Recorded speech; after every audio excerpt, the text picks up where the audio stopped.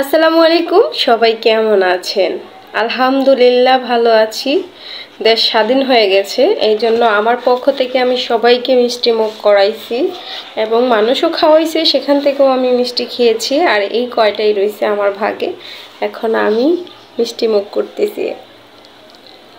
বিসমিল্লাহির রহমানির রহিম।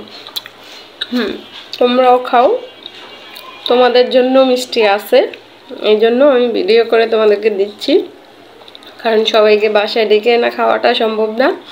ভিডিওতে খেয়ে নাও।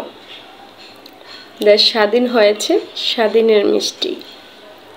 স্বাধীনতা অর্জনের চেয়ে স্বাধীনতা রক্ষা করা কঠিন।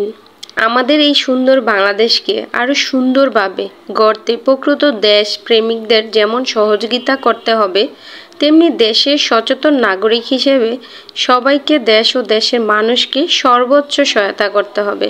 প্রত্যেককে বিনীতভাবে অনুরোধ করছি, আনন্দ উদযাপন করুন, বিজয় উৎসব করুন, কিন্তু দেশের সম্পদ নষ্ট করা, লুটপাট করা, ভাঙচুর করা, বিশৃঙ্খলা সৃষ্টি করা, নিরীহ মানুষ হতাহতের ঘটনা থেকে বিরত থাকুন। একটি সঠিক দিক নির্দেশনার মাধ্যমে আমরা সবাই চলতে চাই, কারণ বাংলাদেশের মানুষ সর্বোপরি শান্তি চায়।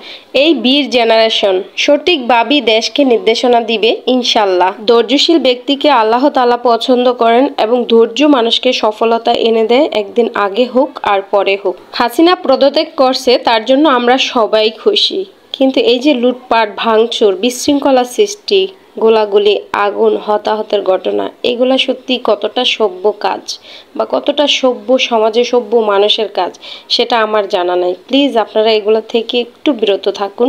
সবাই ভালো থাকবেন। আল্লাহ হাফিজ।